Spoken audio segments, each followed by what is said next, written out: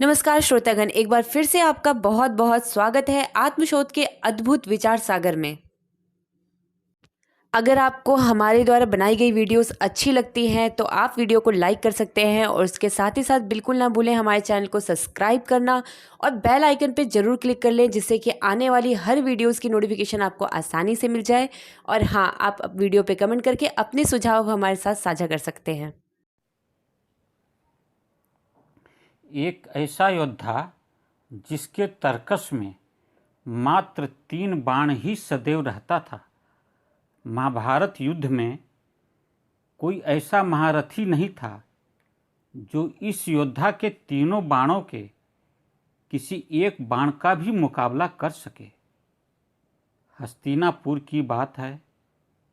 युद्ध करने के उद्देश्य से बर्बरीक अपने सभी दादा और परिवार के हर एक सदस्य से मिलने गया। अपने से बड़ों का आशीर्वाद प्राप्त कर युद्ध में शामिल होने की इच्छा जाहिर किया और कहा कि मैं अपने गुरु के द्वारा दिए गए 3 सिद्ध बाणों का चमत्कार दिखाने का एक अच्छा अवसर है यह। श्री कृष्ण ने पूछा, युद्ध किसके साथ करोगे? बर्बरीक ने कहा, मैं अपने परिवार दादा अर्थात पांडवों के तरफ से ही युद्ध करूंगा, लेकिन मैं अपने पांडव परिवार के साथ तब तक ही युद्ध करूंगा जब तक मेरे गुरु के आदेश का उल्लंघन न हो। मैं तो वचनबद्ध हूँ कि जो पक्ष निर्बल होगा उसी पक्ष से युद्ध करूंगा। अर्थात पांडव 5 हैं तो पांडव के पक्ष से युद्ध करूंगा, और जब कौरव सेना निर्बल हो जाएगा तो पांडवों को छोड़कर कौरव के पक्ष से युद्ध करूंगा। इस प्रकार यह क्रम चलता रहेगा। युधिष्ठिर और अर्जुन ने कहा, यह युद्ध नीति के विरुद्ध है। क्या तुम युद्ध समाप्ति तक मेरा साथ नहीं दोगे? बर्बरीक ने कहा, नहीं दादाश्री, मैं तो अपने गुरु और महादेव को वचन दे चुका हूँ। हमें गुरु की प्रेरणा से महादेव ने तीनों बाण दिए थे। पांडव ने कहा, इससे तो अच्छा होगा कि तुम युद्ध ही न करो। मेरे पौत्र, अपने वंश का रक्षा करो, नहीं तो सर्वनाश हो जाएगा। बर्बरीक ने पांडवों और श्री कृष्ण की चिंता बढ़ा दिया। पांडवों ने कहा, मेरे माधव, किसी तरह बर्बरीक को रोकिए, नहीं तो कुल का नाश हो जाएगा। कोई ठोस निर्णय लीजिए माधव। बर्बरीक एक पेड़ के नीचे ध्यानस्थ था। श्री कृष्ण के आने की आहट पाकर ध्यान टूट गया। देखा तो श्री कृष्ण। बर्बरीक ने कहा, आपने आने का कष्ट क्यों किया? मुझे बुलवा लेते, मैं उपस्थित हो जाता। हाथ जोड़कर कहा, कोई सेवा हो तो आदेश करें। श्री कृष्ण ने कहा, तुमने अपने गुरु विजय सिद्ध सेन द्वारा दिए गए तीनों चमत्कारी बाणों के बारे में तो बताया, लेकिन दिखलाया तो नहीं। शीघ्र ही बर्बरीक तीनों बाण लाकर श्री कृष्ण के हाथ में दे दिया।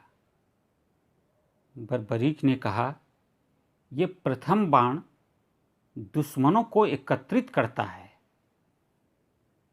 दूसरा बाण शवों को समाप्त कर देता है, और तीसरा बाण ये तो अतिरिक्त है, इसका अभी तक आवश्यकता ही नहीं हुआ। अगर तीसरा बाण चला दूं तो पूरी सृष्टि का विनाश हो जाएगा। श्री कृष्ण ने कहा, अब तो इन बाणों को देखकर इसका चमत्कार देखने की इच्छा बढ़ती जा रही है। इन बाणों का चमत्कार भी दिखा दो।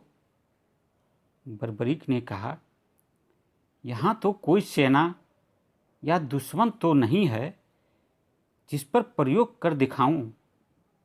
श्री कृष्ण ने कहा, बर्बरीक, जिस पेड़ के नीचे तुम ध्यान कर रहे थे उस पेड़ को शत्रु समझो और इसके एक एक पत्ते तुम्हारे दुश्मन हैं। इन सभी दुश्मनों को मारना है।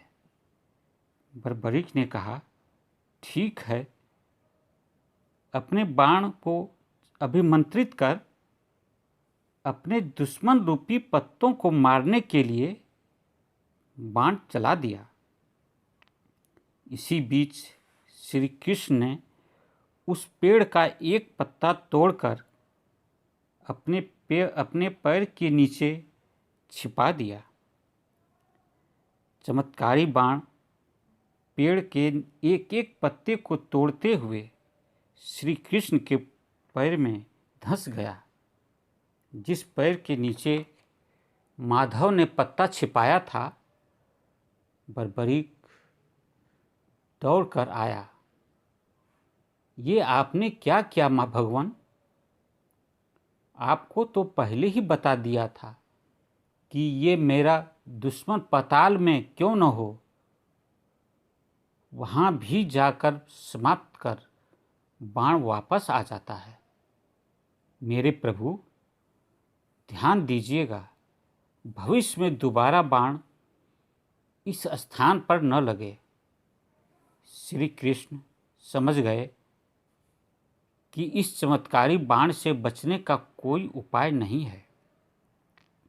इसलिए बर्बरीक को समझाने का प्रयास करते हैं। माधव ने कहा, हे वत्स, तुम अपने गुरु को क्या वचन दिए थे? बर्बरीक ने कहा, हमारे गुरु ने कहा था कि हमेशा दुर्बल पक्ष के साथ रहकर युद्ध करना। श्री कृष्ण ने कहा, इसका मतलब है कि अभी पांडव 5 हैं और कौरव सेना 100 से अधिक हैं, इसलिए अभी पांडव के साथ मिलकर युद्ध करोगे, और जब तुम्हारे बाणों के प्रहार से कौरव सेना कम हो जाएगा तो उसे छोड़कर फिर पांडव के साथ मिलकर युद्ध करोगे, और फिर जब कौरव सेना दुर्बल हो जाएगा तो फिर कौरव सेना के पक्ष से पांडव सेना को मारोगे। बर्बरीक ने कहा, हाँ गुरुदेव। श्री कृष्ण ने कहा, वत्स, फिर तुम्हारे वंश में बाकी कौन बचेगा? सिर्फ तुम, क्योंकि तुम दोनों तरफ से युद्ध करके सबों को मार दोगे। सिर्फ अकेले तुम ही बचे रह जाओगे। बर्बरीक, तुम सिर्फ अकेले ही बचे रह जाओगे। श्री कृष्ण ने कहा, अगर अपने कुल को बचाना चाहते हो तो तुम युद्ध मत करो। नहीं, यह असंभव है। मैं तो युद्ध अवश्य करूंगा। क्षण भर के लिए शांति छा गई।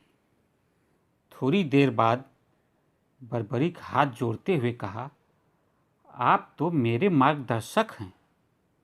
शास्त्र के अनुसार मार्गदर्शक प्रथम गुरु होता है। कोई उपाय बताइए भगवान। श्री कृष्ण ने कहा, तब तो तुम्हें गुरु दक्षिणा देना होगा। आप आदेश करें गुरुदेव, मैं अपना प्राण आपके चरणों में रख दूंगा।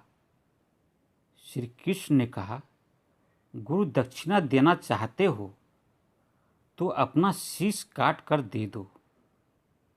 बर्बरीक चुप और शांत हो गया। और कहा, मेरी इच्छा थी कि महाभारत युद्ध का मैं भी एक हिस्सा बन जाऊं, परंतु अब तो युद्ध नहीं कर सका। अपनी आँखों से युद्ध देख सकूं, इतनी सी कृपा कर दीजिए मेरे प्रभु। श्री कृष्ण ने कहा, ऐसा ही होगा। मैं वचन देता हूँ कि तुम युद्ध अवश्य देख सकोगे और सब कुछ समझ भी सकोगे। शीश अलग होकर भी जीवित रहेगा। बर्बरीक अपना शीश काटकर गुरु दक्षिणा के रूप में दान कर दिया। श्री कृष्ण ने कहा, बर्बरीक, आज से तुम बर्बरीक नहीं, महात्मा बर्बरीक से जाने जाओगे। कटे हुए शीश को एक ऊंचे पहाड़ी पर रख दिया गया और वहाँ से महात्मा बर्बरीक युद्ध के हर दृश्य को ध्यान से देखते रहे। मात्र एक ही ऐसा योद्धा था जो संपूर्ण महाभारत युद्ध को देखा था। वो था शीश के दानी बर्बरीक। इस त्याग और बलिदान से श्री कृष्ण प्रसन्न होकर अपना नाम और शक्ति इस महादानी को किस प्रकार प्रदान किए हैं, इसका चर्चा अगले वीडियो में किया जाएगा। आज के वीडियो में बस इतना ही। समय देने के लिए बहुत बहुत धन्यवाद।